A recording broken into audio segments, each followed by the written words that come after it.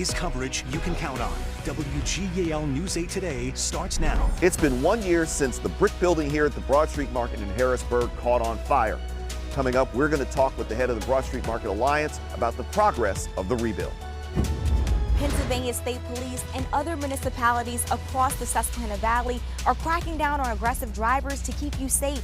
I'll tell you what to do if you come in contact with an aggressive driver. The prolonged high temperatures can cause damages to your car. I'll tell you what you can do to protect it. Talking about the heat affecting your car, it's affecting all of us again today because we are experiencing another impact day. Expected highs even higher than yesterday. Good morning and thanks for being with us. I'm Caitlin Smith. I'm Matt Barcaro. Yeah, if you go for a morning jog or a walk or you take the dog out, do it now or do it an hour ago. Yeah. It's not getting any better. Yeah. Turn back time. Grab the DeLorean and head right back in time. Yeah. We need it. Yeah, it's really tough to be outside as soon as that sun rises, guys. The temperatures really shoot up. And today, no different. We're back into the 90s. Now, the difference today, we're watching the remnants of Beryl on the Storm Team Live radar network. We need the rain, and this is going to produce some later on this afternoon and evening. We can see a pretty good slug of moisture off to our northwest. We'll be watching that carefully. Middle 70s, though, that's the story now. If you're heading out to Dew Points, they are high. It is a thick, soupy start once again, and we're expecting temperatures to just soar. It already feels like just about 90. It's tough at this time of the morning when it already feels like that. 85 in Harrisburg, it feels like 86 in Carlisle and Gettysburg. Over the next 12, beating the heat, whether that's in the air conditioning at the pool, just remember those heat safety precautions as highs climb back into the middle and upper 90s. Then the storms start to become a headline from really 3 o'clock onwards. But the reason we really have the impact day is once again for these heat advisories. I think tomorrow and Friday, guys, going to get a little relief, but we're expecting more heat to ramp back up later in the weekend. We'll talk about that too. I wish the severe storm didn't come with the rain. Like, can we just get I some know. flat out rain? We just need some good soaking rain. I know. I was going to say one thing though, with this heat, you're getting creative with your dogs, especially if you're a dog owner. Like, how many times do you throw the ball indoors up the stairs? Oh my gosh, yeah. Finding creative ways to do that. The walks are much shorter for Gizmo these days. Exactly. Yeah. Care about your pets. All right, and 6:02 on your Wednesday today. Happy Wednesday, everybody. Right now, we do have a crash in Lancaster County. This is near Elizabethtown there on Route 283 or Route 743 Hershey Road. Watch out for that. We'll keep an eye on that one for you. I wanted to give a heads up to drivers in York County starting tonight at 9 p.m. The westbound Route 462 to southbound I-83, that will be shutting down for some work there until tomorrow morning at 6 a.m. They're doing a joint seal replacement project, and that's a part of the Eberts Lane Bridge project there as well. Looking over Lancaster County this morning from our PennDOT camera, looking good on 30 at 283, and some drive times as you're heading out on 30 westbound Lancaster to Columbia. That's a 10-minute drive. We'll have another check coming up in about 7 minutes. This has been a Lancaster Toyota traffic report. Breaking news at this hour, crews responded to an apartment fire in York County this morning. It started in an apartment building on North Liverpool Street in Manchester. That was around 4. Dispatchers tell us one person was taken to the hospital, although we don't know that person's condition right now. That building did have to be evacuated. Crews do have the fire under control now. A cause of that fire, though, that is still under investigation. Today marks 1 year since this happened. The Broad Street Market in Harrisburg catching fire, destroying much of the brick building. And it was later determined that an electrical issue with a fan started that fire.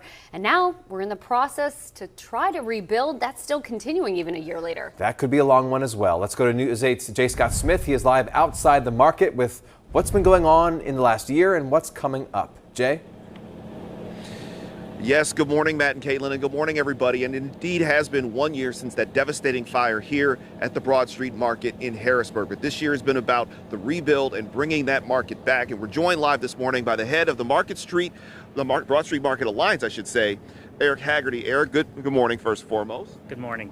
So, Eric, what has this last year been like going through the rebuild, knowing that just 1 year ago that building right there suffered that devastating fire? Yeah, a year ago, we all woke up to the news that a fire had just devastated the building overnight. It's impacted dozens of vendors, market revenue, and just a bunch of really challenging second-order effects. It's a somber anniversary, of course, but it's also a heartening one because over the last year, the city of Harrisburg has really stepped up to save the market. Now, in terms of the rebuild, because obviously people can see this front end of the building and it looks the same, but on the back end, there's still a ton of work to be done. What is the current status of getting this back up and running? Yeah, well, we're really grateful that Mayor Williams and City Council have selected a construction manager. My understanding is that they'll soon begin the process to identify an architect in the design phase, and that in a couple years, this thing will be reopened for business. Now, Eric, and we'll talk more with Eric at the bottom of the hour, because we also have the issue of a tent that has been built up to help the vendors. And yes, I'm going to ask him about that name, Teddy McTentface. We're right here in front of the Broad Street Market in Harrisburg. I'm Jay Scott Smith for WGAL News 8. All right, thanks, Jay. This morning, at least 9 people still out of their home following a house fire in Harrisburg. We first brought you this as breaking news yesterday morning as the fire started around 5 in the morning on North 18th Street. You see the damage there. Of those displaced, 7 are children. Firefighters say the fire started because a 7-year-old was playing with a lighter in the upstairs bedroom.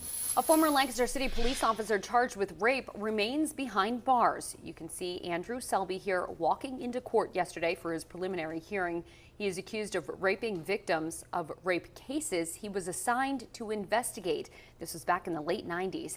Yesterday, the judge denied lowering his bail and also cut some of the rape charges from the case, citing conflicting testimonies. The judge also decided that Selby should stand trial for charges of attempted rape and attempted statutory rape. New this morning from Franklin County, a man's now facing charges after police say he shot a gun inside his apartment.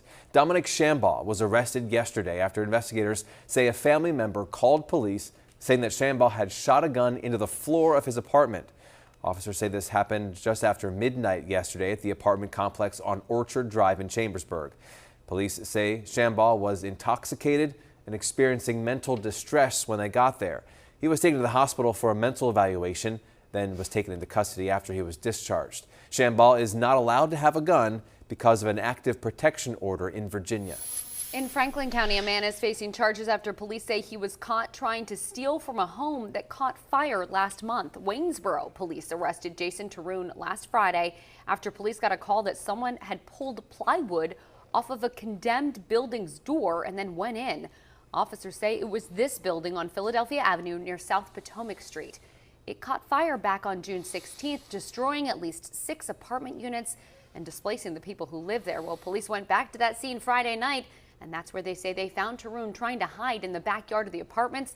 They say he had taken a pair of shoes, video game consoles, and a tobacco grinder from the homes. He is now in the Franklin County prison after not being able to post $50,000 bail. It's coming up on 6:08, and right now state police and municipal police agencies across the state are taking part in a campaign to crack down on aggressive driving. So important. We hear so many cases of road rage as well these days. Let's go to News 8's Gabrielle Thomas. She's live in Lancaster with what's happening. Good morning, Gabrielle. Good morning, Matt and Caitlin. Well, over 300 municipalities, including Lancaster City Police, will be out here on the roads keeping their eyes peeled for aggressive drivers. Now, this is a part of a campaign and a program to focus on aggressive drivers who display behaviors like speeding, running red lights, illegal lane changing, pedestrian safety, truck violations, and tailgating.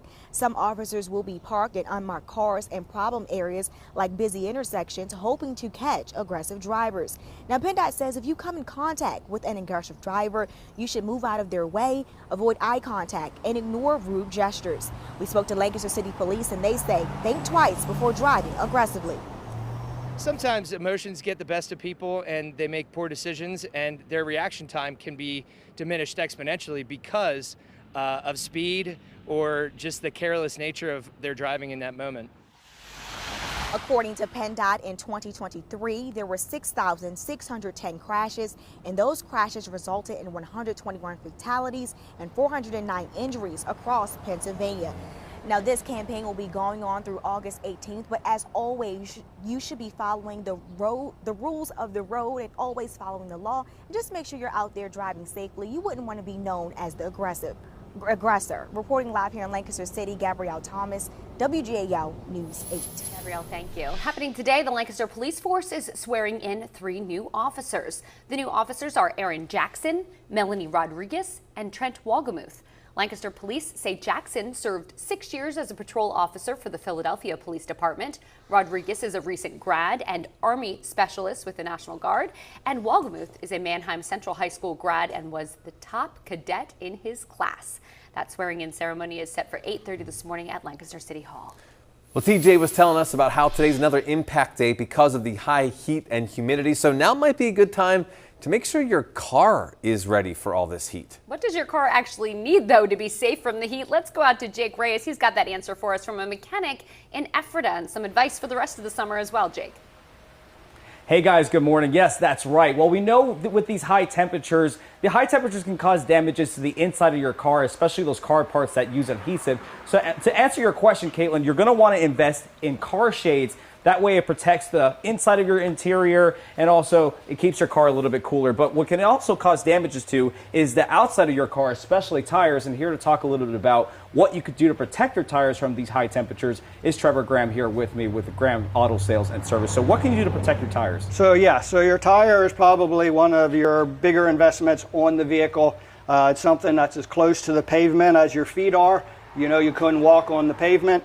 So your tire is sitting there in these 100-degree temperatures, and it is literally just what we call dry rotting. It is sucking the moisture basically out of the tire. Long periods is going to dry rot that tire before it wears out. So one of the things you can do to help protect it, any kind of a tire shine, it not only, most people think of it as you're just making that tire shiny, but it's not. It's helping to rejuvenate the tire, soften it back up, just like you would your skin. You put things on to help your skin. This as well will help your tire last longer, more life. One of the other things is tire pressures is the biggest thing. Again, these high temperatures is going to constantly change. So constantly checking your tire pressures is going to help last that tire longer. So almost like putting lotion on the tires and making sure your tires up to date, we're up to pressure when it comes to these high temperatures. That is correct. Thank you, Trevor. And another advice for you, if you have an electric vehicle, is that when you're charging your electric vehicle, you want to charge it to 80%, not 100% during those warmer hours of the day. And that's just so you can sustain the life of your battery. We'll talk a little bit more about electric vehicles and other summer car care tips in the next 30 minutes. But for now, reporting live in Ephrata, Jake Reyes, WGAL News 8. Well, you got a checklist now. Yeah, I like the idea of my car looking good and also being safe. Yeah, some shiny tires there. Jake, are you up for the job? I'm going to hire him to clean up my tires. All right. Hey, thank you.